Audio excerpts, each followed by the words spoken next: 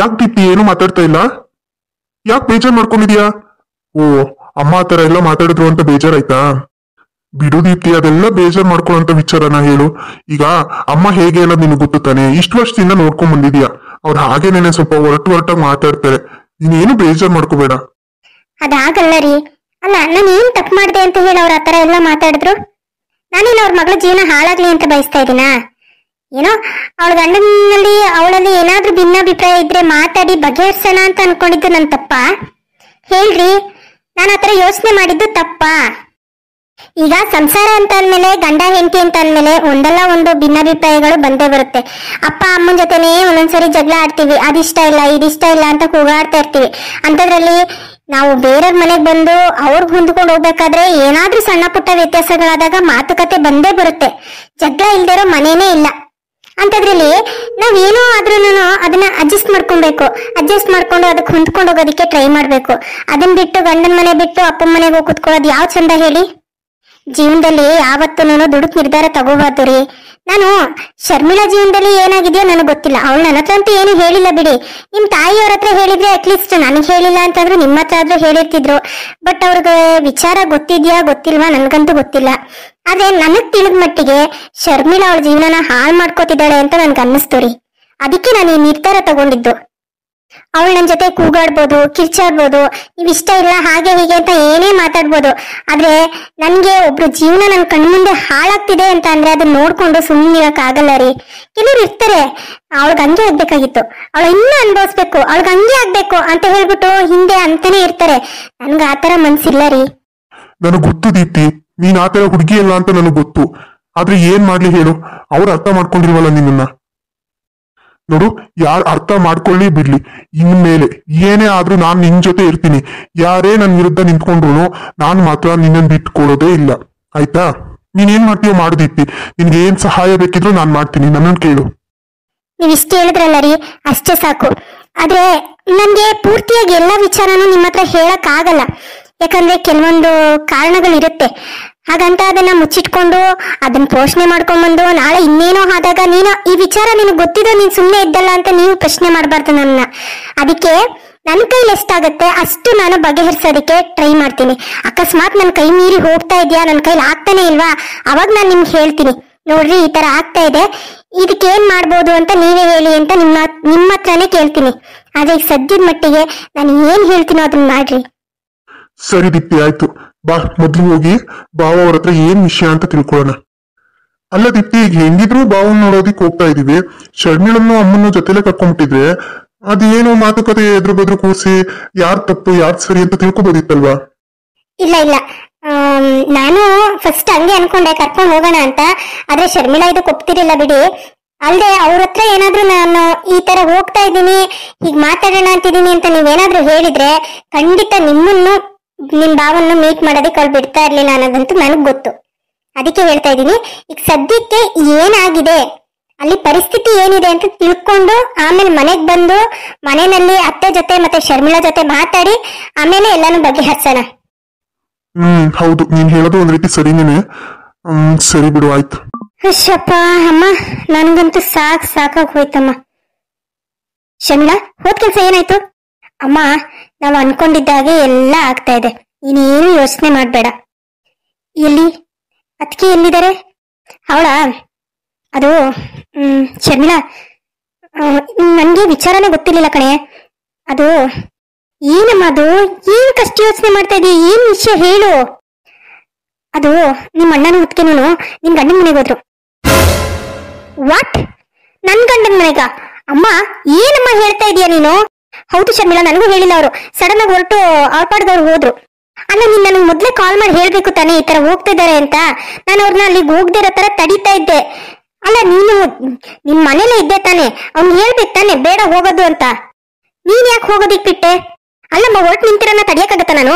ಬಿಡು ಹೋಗ್ಲಿ, ಅದೇನ್ ಮಾತಾಡ್ಕೊಬತ್ತಾರ ಮಾತಾಡ್ಕೊಂಡ್ ಬರ್ಲಿ. ಅದೆಲ್ಲ ಅರ್ಥ ಆಗಲ್ಲಮ್ಮ. ಈಗಲೇ ಫೋನ್ ಮಾಡ ಅಣ್ಣಂಗೆ ವಾಪಸ್ ಬನ್ನಿ ಅಂತ ಹೇಳು. ಹೇ, ಅವ್ರು ಹೋಗಿ ಅರ್ಧ ಗಂಟೆ ಮೇಲಾಯ್ತು, ಇವಾಗ ಫೋನ್ ಮಾಡಿ ಬಾ ಬಾ ಅಂತ ಅಂದ್ರೆ ಹಿಂಗ್ ಹೇಳು. ಬಿಡು ಹೋಗ್ಲಿ, ಅದೇನ್ ಮಾತಾಡ್ಕೊಂಡ್ ಬರ್ತಾರ ಮಾತಾಡ್ಕೊಂಡ್ ಬರ್ಲಿ. ಅಯ್ಯೋ, ನೀನ್ ಹೇಳ್ತಾ ಇದ್ದೀನಲ್ಲ, ಹೋಗಿ ನಾನೇ ಫೋನ್ ಮಾಡ್ತೀನಿ ಬಿಡು ಅಣ್ಣಂಗೆ. ಆಯ್ತು, ನೀನ್ ಫೋನ್ ಮಾಡ್ತೀಯಾ ಮಾಡ್ಕೊ, ನಾನ್ ಮಾತ್ರ ಅವನಿಗೆ ಫೋನ್ ಮಾಡಲ್ಲ.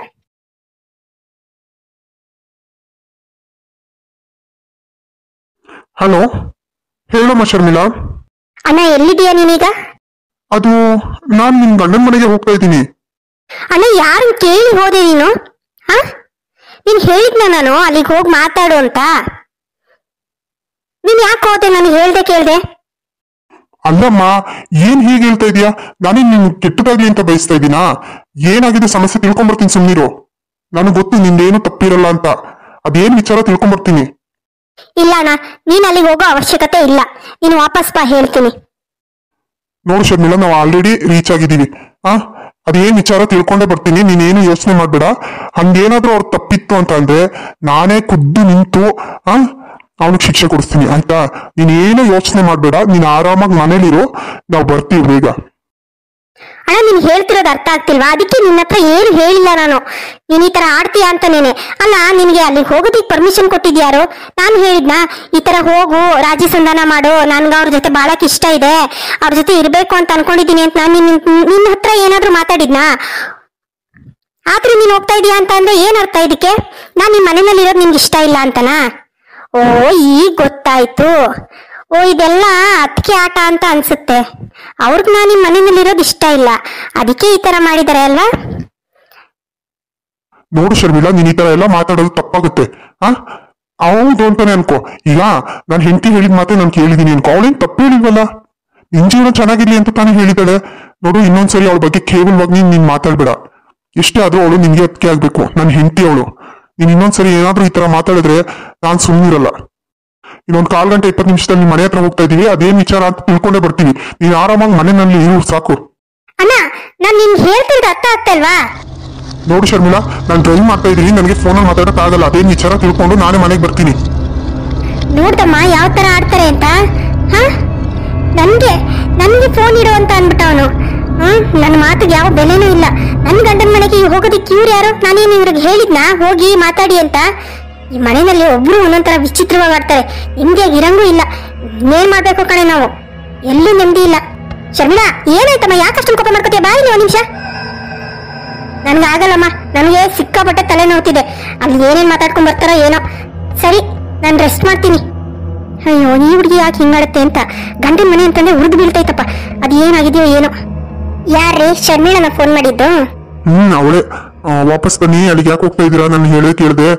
ನನ್ಗೇನು ಅಷ್ಟು ಬೆಲೆ ಇಲ್ವಾ? ನನ್ನ ಅಪ್ಪ ಮನೆಯಲ್ಲಿ ಇರೋದೇ ತಪ್ಪ, ಏನಕ್ಕೆ ಈ ತರ ಮಾಡ್ತಾ ಇದೀರಾ ಅಂತ ಏನೇನೋ ಕೂಗಾಡ್ತಾ ಇದ್ಲು. ಹೌದು, ಕೂಗಾಡ್ತಾಳೆ. ಕೂಗಾಡ್ದೆ ಏನ್ ಮಾಡ್ತಾಳೆ ಹೇಳಿ? ಅಲ್ಲ, ಜೀವನ ಅಂದ್ರೆ ಏನೋ ಅನ್ಕೊಂಡ್ಬಿಟ್ಟಿದ್ದಾಳೆ ಅವಳು. ಏನಾದ್ರೂ ನಾಳೆ ಹೆಚ್ಚು ಕಮ್ಮಿ ಆಗಿ ಜೀವನ ಹಾಳಾಯ್ತು ಅಂತಂದ್ರೆ ಯಾರು ಹೇಳಿ ಅನ್ಭವಿಸ್ಬೇಕು? ಅವಳೇ ತಾನೇ ಅನ್ಭವಿಸ್ಬೇಕು. ಬಿಡಿ ಹೋಗ್ಲಿ, ಅವಳಿಗೆ ಅರ್ಥ ಆಗುತ್ತೆ ನಾಳೆ ನಾವೇನೇ ಮಾಡಿದ್ರು ಅವಳು ಒಳ್ಳೇದಕ್ಕೆ ಅಂತ. ಏನ್ ಅರ್ಥ ಆಗುತ್ತೋ ಏನೋ ದೀಪ್ತಿ. ಕೂಗಾಡ್ತಾ ಇದ್ಲು. ಯಾಕೆ ಹೋಗ್ತಾ ಇದೀರಾ? ನನ್ನ ಹೇಳಿ ಕೇಳಿ ಹೋಗಿದ್ದೀರಾ ನೀವು? ನನ್ ಗಂಡ ಮನೆಗೆ ಯಾಕೆ ಹೋಗ್ತೀರಾ ಅಂತ. ಬಿಡು ಹೋಗ್ಲಿ, ಏನ್ ಮಾಡಕ್ಕಾಗುತ್ತೆ? ಅವ್ರ ಯೋಚನೆನಲ್ಲಿ ಏನ್ ಅನ್ಸುತ್ತೋ ಅದನ್ನ ಮಾತಾಡ್ತಾರಷ್ಟೇ. ನೋಡ್ರಿ, ಈಗ ಶರ್ಮಿಳಾ ನಿಮ್ ತಂಗಿ ಇರ್ಬೋದು, ಆದ್ರೆ ಮನೆಗೆ ಹಿರಿಯೋರು, ಗಂಡು ಮಗ ಅಂತ ಇರೋದು ನೀವೇನೇನೆ. ಎಲ್ಲಾನು ನೀವೇ ನಿಂತು ಬಗೆಹರಿಸ್ಬೇಕು ತಾನೆ. ಈಗ ಅತ್ತೆಗೂ ವಯಸ್ಸಾಗಿದೆ, ಅವರು ಅಲ್ಲಿ ಇಲ್ಲಿ ಅಂತ ಓಡಾಡ್ಕೊಂಡು ನೋಡಕ್ಕಾಗಲ್ಲ. ಈಗ ನಿಮ್ ಕೈಲಿ ಆಗತ್ತೆ ಅಂತ ಅಂದಾಗ ಯಾಕೆ ಮಾಡ್ಬಾರ್ದು ಹೇಳಿ? ಇವಾಗ ಹೋಗಿ ಮಾತಾಡ್ಸ್ಕೊಂಡು ಏನಾದ್ರೂ ಸಮಸ್ಯೆ ಇದ್ರೆ ಬಗೆಹರ್ಸಕ್ ನೋಡೋಣ. ಅದನ್ನ ಬಿಟ್ಟು ಈ ಸಂಸಾರನ 3 ದಿನಕ್ಕೆ ಕಿತ್ತಾಕ್ಬಿಟ್ರೆ ಏನ್ ಬಂತ ಹೇಳಿ ಭಾಗ್ಯ ರೀ. ಆಮೇಲೆ ಇನ್ನೊಂದು, ಈಗ ನೀವ್ ಅವ್ರ ಮನೆಗೆ ಹೋಗಿದ ತಕ್ಷಣಕ್ಕೆ ಕೂಗಾಡಕ್ ಹೋಗ್ಬೇಡಿ. ಫಸ್ಟ್ ನಿಧಾನವಾಗಿ ಏನ್ ಸಮಸ್ಯೆ ಏನಾಗಿದೆ ಅಂತ ಫಸ್ಟ್ ಅವ್ರ ಕಡೆಯಿಂದ ಏನ್ ವಿಷಯ ತಿಳ್ಕೊಂಡು ಆಮೇಲೆ ಮಾತಾಡೋಣ. ನೀವ್ ಮೊದ್ಲೇ ಏನಕ್ಕೆ ಈ ತರ ಮಾಡಿದೀರಾ, ನನ್ ತಂಗಿ ಏನಕ್ಕೆ ಅಲ್ಲಗ್ ಬಂದು ನಿಮ್ದೇ ತಪ್ಪು ಅನ್ನೋ ತರ ಮಾತಾಡಕ್ ಹೋಗ್ಬೇಡಿ. ಇಲ್ಲ ದೀಪ್ತಿ, ನಾನ್ ಹತ್ರ ಎಲ್ಲ ಕೂಗಳಲ್ಲ ಬಿಡು. ಯಾಕಂದ್ರೆ ಅವರು ಯಾವತ್ತೂ ನನ್ನ ಹತ್ರ ಆತರ ಕೆಟ್ಟದಾಗ ನಡ್ಕೊಂಡಿಲ್ಲ. ಒಂದಿನಕ್ಕೂ ನೀವ್ ಹಿಂಗ್ ಮಾಡಿದ್ರಿ ಹಂಗ್ ಮಾಡಿದ್ರಿ, ನನ್ಗೆ ಅದ್ ಕೊಡಿ ಇದ್ ಕೊಡಿ ಅಂತ ಒಂದಿನಕ್ಕೂ ಪಾಪ ಪುಣ್ಯಾತ್ಮ ಒಂದಿನಕ್ಕೂ ಬಾಯ್ಬಿಟ್ಟು ಏನು ಕೇಳ್ದವ್ರಲ್ಲ. ಅಂತ ಒಳ್ಳೆ ವ್ಯಕ್ತಿ ನನ್ ತಂಗಿ ಜೊತೆ ಏನೋ ಮನಸ್ತಾಪ ಆಗಿದೆ ಅಂತ ಅಂದ್ರೆ ಏನಂತ ತಿಳ್ಕೊಳ್ಳಿ ಹೇಳು? ಅದಕ್ಕೆ ಪ್ರತ್ಯಕ್ಷ ಕಂಡ್ರು ಪ್ರಮಾಣಿಸ್ ನೋಡು ಅಂತ ದೊಡ್ಡವ್ರು ಹೇಳ್ತಾರೆ. ಅಂತದ್ರಲ್ಲಿ ನನ್ ತಂಗಿ ಏನೋ ಆಗಿದೆ ಅಂತ ಅಂದ್ ಮಾತ್ರಕ್ಕೆ ನಾವು ಬಂದಿರ್ ಕೂಗಾಡ್ಬಿಟ್ರೆ ನಮಗ್ ಬೆಲೆ ಇರಲ್ಲ. ಅದಕ್ಕೆ ಸ್ವಲ್ಪ ಯೋಚನೆ ಮಾಡಿನೇ ಮಾತಾಡ್ತೀನಿ. ನೀನೇನು ತಲೆ ಕೆಡ್ಸ್ಕೊಂಬೇಡ ರೀ.